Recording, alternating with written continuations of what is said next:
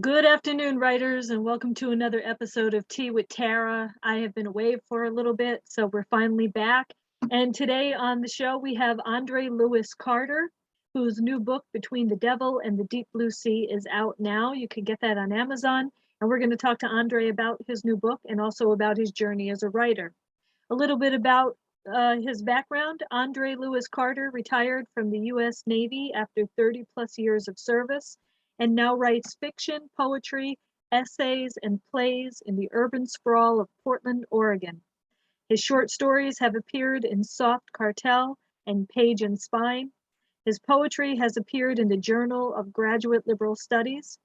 Andre has a one-act play, Reaction, which was staged at the last theater conference in Arkansas. Andre also holds an MA in fiction writing and an MFA in creative writing from Wilkes University, where he was a Beverly Blakesley Hiscox Scholar. So stay tuned. In just a few moments, we'll be joined by Andre, and we'll find out all about his journey as a writer on this episode of Tea with Tara, Conversations About Writing.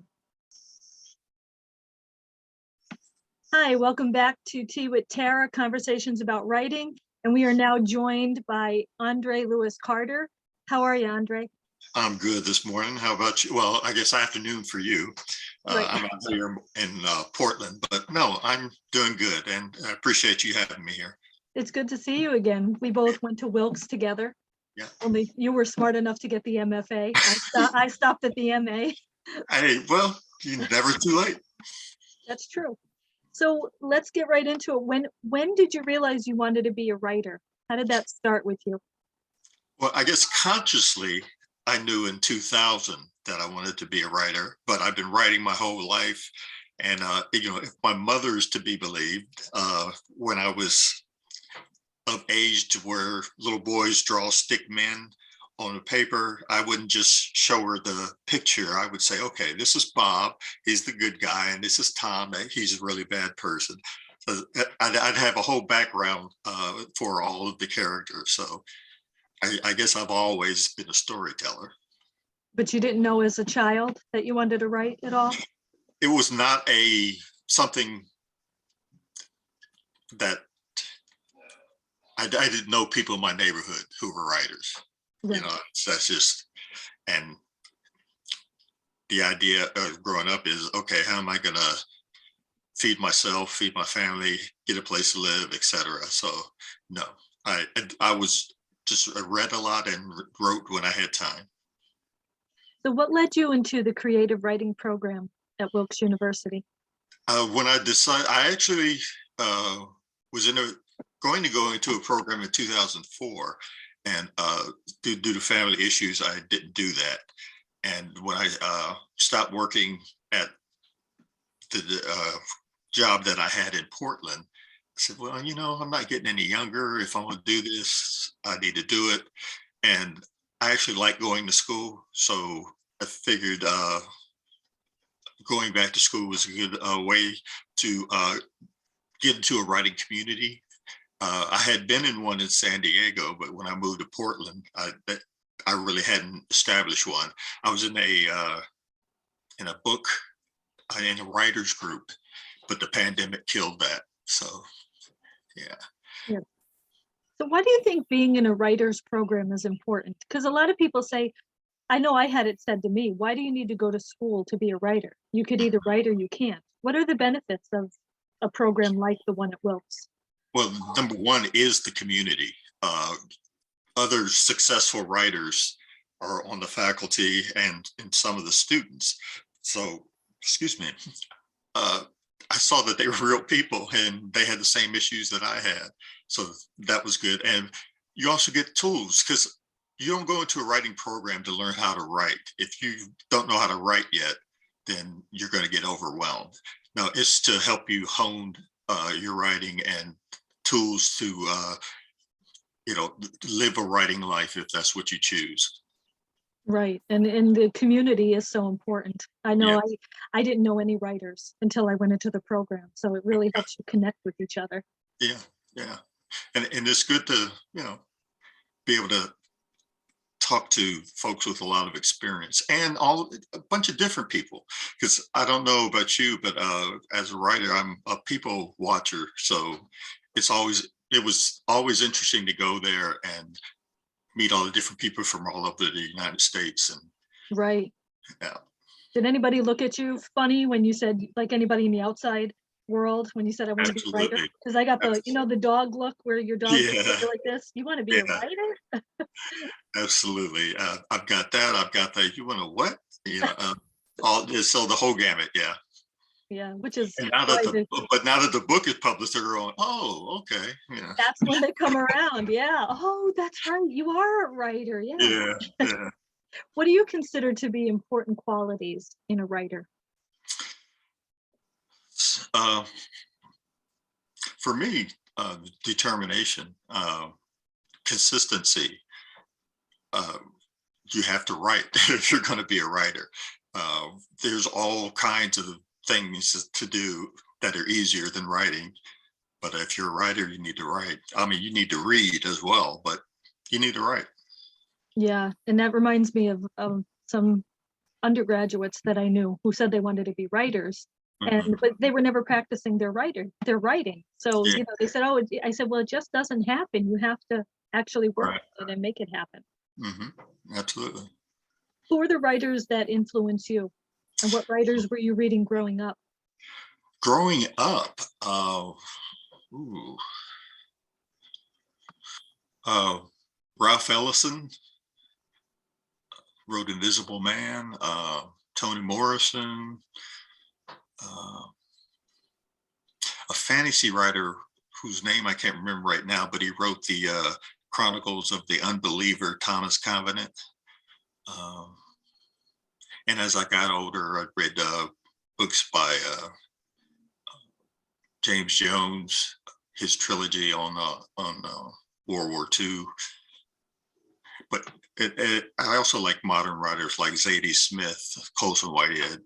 So yeah, a pretty wide range of writers. How about James Baldwin? Definitely James Baldwin. Yes. So, what is your schedule like as a writer? How do you go and find time to balance writing and all the other things that you have to do? When I was in the Navy, I actually binge wrote because you're so busy once you're at sea, and it's like it would build up inside of me. And it's like, okay, you got to write something. So I just binge write for however many hours I could get in there. And then I probably wouldn't write again for another week or something. Uh, Pre-pandemic, I actually wrote probably 3/4 of the book in my local library. Uh, so I'd be there by 10 o'clock and spend the workday in the library. So write for 3 to 4 hours, uh, and that includes having lunch and getting more coffee and that kind of stuff. Yeah, it helps to write outside the house, right? I noticed that Yeah, about myself. yeah, yeah. I think even Maya Angelou, I think every time she had to sit down and write something really important, she went out to a hotel or something. Yeah, some writers, some of the successful writers, actually have offices outside the house, Yeah. so they can, yeah, so they can concentrate. So do you mainly just write fiction, or do you dabble in nonfiction at all? Essays or anything? I've written essays, but as far as nonfiction books, no, I have not done that. Uh, and I may, and I hopefully have time to explore that idea. Do you believe in writer's block? Have you ever had it, and how do you deal with it? Writer's block means, in my mind, means you can't write. You can always write.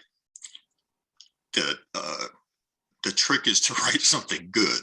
And yeah, what you write that day might be total crap, but you can write something, and writing something could jumpstart you into getting back to your project. Do you have any writing quirks? Like, do you have any mementos that you keep around while you're writing? Since I usually wrote outside the house. Not really. Uh, in in the in the office that I write in at home, yeah, I've got little stuff laying around. What is your advice to other writers about rejection? If Expect it. Yes, I have some interesting rejection letters. One thing though, as you get better, uh, the rejection letters get better. right. They'll offer you encouragement. They'll even say, "Well, it's not right for us, but it's pretty good. So keep writing, keep practicing." So once you start getting no's, you know you're getting close. So you keep the rejection letters? I don't. I used Oh, to, but I don't now. No. yeah, I think Stephen King said he used to tack them to his Yeah. wall or something like that. Yeah. Do you keep a journal? Not not regularly. I do have a journal, but yeah, that's one thing I've never been able to do every day. Journal. I usually store up 3 or 4 weeks and then blurt it out. And how about when you're writing a book? When you wrote Between the Devil and the Deep Blue Sea, do Hmm. you how do you go about writing your book? Do you keep outlines? Do you keep notebooks? How is your routine usually work? Yeah, I do keep notebooks because it depends on where I am when an idea hits me. I can write at a computer, so I write that way most of the time. But yeah, I like writing in journals as well. Um, I'm sorry, what was the rest of the question? If you do outlines or anything like that, or Oh, okay. For this particular book, I started with a character and a situation and went from there. And by the time I had the first quarter of the book written, then the plot fell in. Uh, but no, I'm kind of in between. I'm not totally a plotter or totally a right by the seat of your pants guy. I kind of meld them together. But at the beginning, it usually starts with the character and the situation. how do you get to know your characters, like before you put them down on paper? Do you do any kind of biographical sketch on them at all? On the protagonist, I do, and to some extent the antagonist, but I don't really know who the antagonist is until the story gets going. Right. Okay, he's hiding from someone or she's hiding from someone, but who is it and why and that kind of stuff. So I do ask myself those type of questions. So your first novel, and by the way, congratulations on the first novel, Thank Between you. the Devil and the Deep Blue Sea. How Mhm. did you get the idea? How did the idea for this book come about? Um,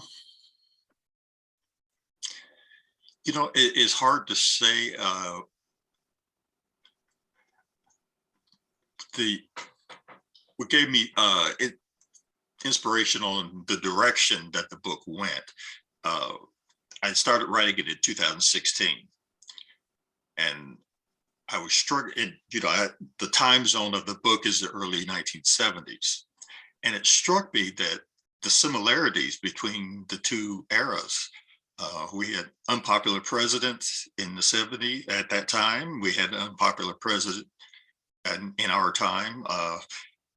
Black Power movement was going in the 70s. Black Lives Matter now. Uh, the feminist movement was going on in the 70s. Me Too movement going on now. So I kept seeing these parallels that, well, things really haven't changed that much. And I wanted to explore that as well as throw in a little naval history. So can you tell us a little about what the book is about?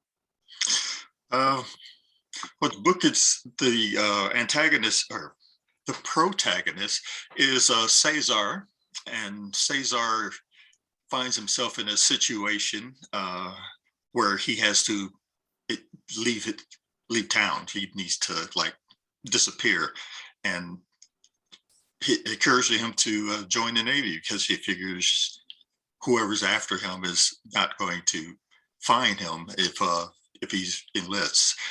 The antagonist is Mr. Mike, and he was a mentor to Cesar, but uh, Cesar ran afoul of him, and now he's after him. I should say the title of the book is Between the Devil and the Deep Blue Sea, and that's a nautical term for a conundrum. Basically, you have a bunch of choices in front of you, but none of them are good. So you're trying to figure out which one is the least worst and jump on that one. So that's why he chose the Navy. And how much research did you devote to this book? Quite a bit of research. The climax takes place on the USS Kitty Hawk. October of 1972 is they actually had a race riot on board ship. It's the only documented race riot in U.S. naval history. So I put them there, and certainly I had to research that. But quite a bit of, especially the stuff about the Navy itself and the time period, like the operations that were going on. So yeah, quite a bit of research, but the story, the direction of the story really drove the research. Do you enjoy the research process? Oh, I've always enjoyed research. Yeah. And how relevant do you think the subject matter of your novel is, considering the times that we're now living? And you touched a little upon that a little while Yeah. ago. Yeah. I think it's relative, which is, probably why I think I zeroed in on that, because that was, it was, shocking on one hand and not on the other. So yeah. Do you see yourself in any of the novel's characters? Is there any one character you feel closest to? Well, probably the protagonist, Cesar. It's not me, but certainly some of the things that he went through, in some form, I went through. So I'd say Cesar. Why was it important to you to write this novel? What do you hope readers take away from it? Well, first and foremost, I hope they feel it's a good story. That's the number one thing. But also a story about something, and on the so it addresses racism and sexism and the topics that folks are still reluctant to talk about. So I hope that the book starts some conversations. And how long did it take you to write this? I think I had it ready. Yeah, I think it was 2019 when got the book contract. So, and that was like steady work. So Was this your thesis at all? Was this your thesis? It started as my thesis, yes. It's changed substantially from my thesis, but yeah. Did you ever find yourself discouraged about writing, whether you were writing this book or whenever? Do you ever feel like you wanted to just throw in the towel, like it was just too much, too overwhelming, and you just felt like giving up? I've thrown stuff out, and that always hurts. Where you like, okay, I'll take a break from it. I'll put it in the drawer and come back and see it with fresh eyes. And man, that really sucks, and you throw it out. So that's probably the worst feeling to have for me. What are you currently working on? Currently working on the second novel. It's not connected to the first, but I'm also working on the screenplay. Oh, great. You like to write plays, right? I think I read that in the intro. Do you had a play performed? Oh yeah, I did. Yeah. That was in the last theater conference in Valdez, Alaska. Yeah, that was interesting. I always wanted to attempt to write a play, but because I love the theater, but I don't know. Yeah. I'm so used to writing fiction, and I don't know if the two could. Yeah, I'm not sure why, but it's like it's in my head. I can flip a switch and know the rules of it, because screenplays is formatted, plays are kind of formatted, poetry is not, and fiction is not. So it's a different mindset for each one, but I'm been able to flip that switch. And the training at Wilkes helps as well, because as you know, you end up writing all of that as an exercise. So Right. What was your favorite part, by the way, of being at Wilkes? What was the the well the being the residency, being and seeing the people and talking to the people, that was a lot of fun, and it also energized me to get home and get writing, yeah, because you exchange ideas, and so that really helped me a lot. I needed something that was low residency because of where I live. But yeah, it was just a godsend to find Wilkes. and it lights a fire under you, right? Because I Yeah. found that, I started a regular writing routine once I went there. Hmm. Before that, I would just write whenever I had the time, but they Hmm. really make you buckle down and you got to write every day. Yeah, you got to meet those deadlines. So what books would we find on your bookshelves if we came to your home? Man, a bunch of books that go back to the 80s. I mean, uh, some titles. I mean, Alice Walker, uh, Tales of My Father. I've got a biography of Harry S. Truman. I mean, I've got all kinds of stuff on my bookshelf.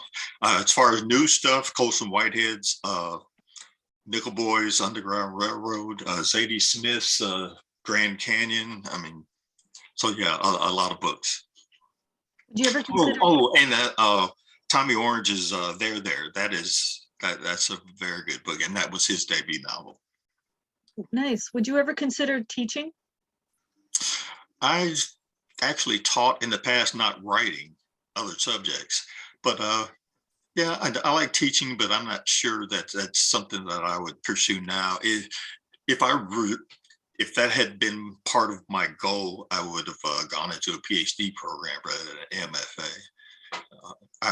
I'm really focused on the writing. Did you have any mentors growing up? Any writing mentors, Growing up, teachers? I had a couple, especially when I got to college. I didn't really enjoy K through 12 that much uh, for a lot of reasons. But once I got to college, I was like, oh, well, school is actually fun. It's actually worth attending. So my writing 101 teacher, and of course, I can't remember any of these folks' name, but yeah, writing 101, and that led me to take creative writing 101. And so I've had a couple of teachers that encouraged me. What do you think about parallels between characters and the writer? I usually ask this question on here because Mhm. I've had so many people who say, the writer, once they write the story, it's over. They have no connection to the characters. Do you Mhm. find that to be true? Do you think it's fair to the writer when people draw parallels between the writer and the character? I think it's human nature to draw parallels, because as humans, we want to figure things out. You know, you weren't there when they wrote the book or when they got published, but you're, yeah, that's just human nature. Does it bother me? Not so far. uh, so you just never know what people are going to take from the story, and Right. it's kind of interesting to hear uh, people analyze it, and wow, I didn't know I meant that, or I Yeah. was saying that, but I was okay. That's kind of cool. I think I was reading something about the author Amy Tan, and Hmm. somebody was critiquing her work and saying Mm, she meant all of these things. And yeah, she said, really? I didn't know that. It's news to me. yeah. I just Mhm. feel like sometimes maybe it takes away from the work a little bit. Like in the case of William Shakespeare, some of his sonnets were written, they say, to young men. So Yeah, it raises the question about his sexuality. And I'm right. sitting here thinking, the guy's a handful of dust. He's been dead over 400 years. We're Yeah, worried yeah, about who he went to bed yeah, with instead of yeah. Really, his who cares? poetry. Right? Who Who cares? cares? Yeah. So if somebody came to you for advice on being a writer, what would you say to them? Right. Read and write. Read, write. Yeah. Uh, and I'd also say, if you want to be a writer, think of yourself as a writer. That helped me immensely when I decided that maybe I can do this writing thing. And just, okay, I am a writer. Uh, Certainly going to school helps that as well, because when you get there, you're timid. You're like, can I really talk to these published writers? They do a reading and you big pile of books that they've published, and but no, they're regular people. And so I said, yeah, I'm a writer. And that helps your confidence, at least it did for me. And writing, you get better with practice. So considering being a writer, you don't consider a writer just somebody who's published, right? You're a writer if you No, no, actually sit down. right, no, if you've completed something, and that's the other thing, you don't have, writers don't have finished things. They throw things out. But if you finish something, you have an idea, you've written a poem, a play, or whatever, uh, you're right. Yeah, I think you're a writer. So when you first walked onto the Wilkes campus, and Mm. I could speak for myself in this one, I was so intimidated by all the writers who were published and then all the work that had to be done that I briefly considered running across the campus and leaving. Yeah. Uh, as I said, I was intimidated by the writers as well, but I wanted the work to be rigorous. I wanted to uh, get my mind into uh, the writing part, and so some of the instructors were pretty demanding. Like I said, you had to meet those deadlines. So that was it. Now the demand of the writing when you're at the residency, especially the first time, yeah, that's kind of that's like drinking water from a fire hydrant. Yeah.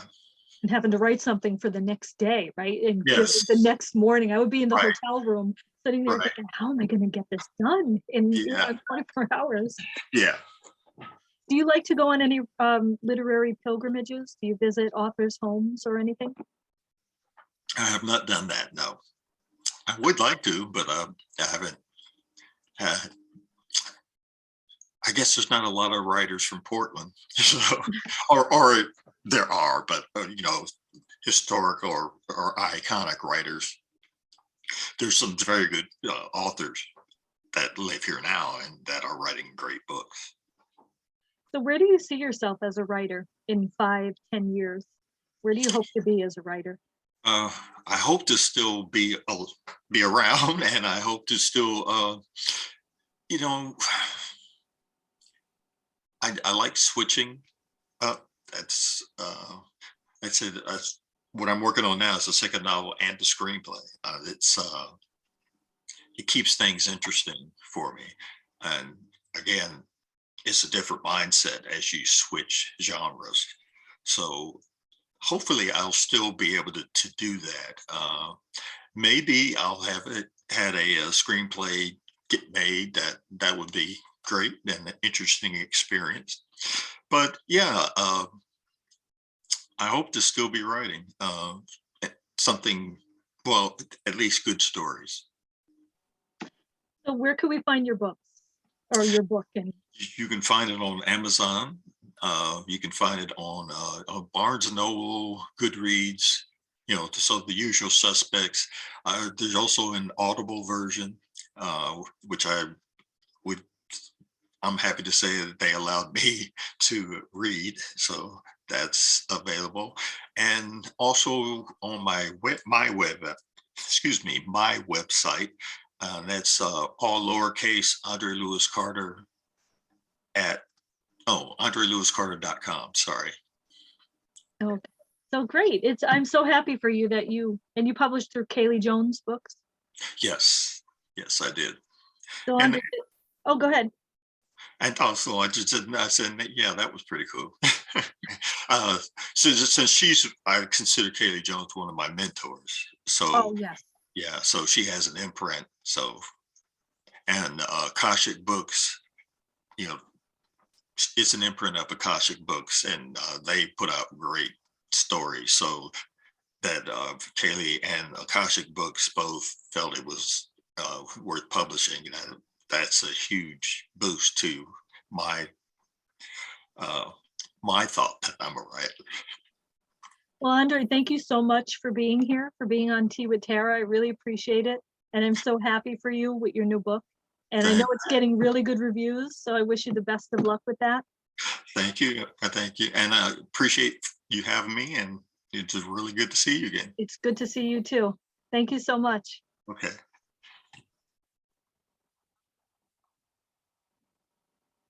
So that wraps up another episode of Tea with Tara, conversations about writing.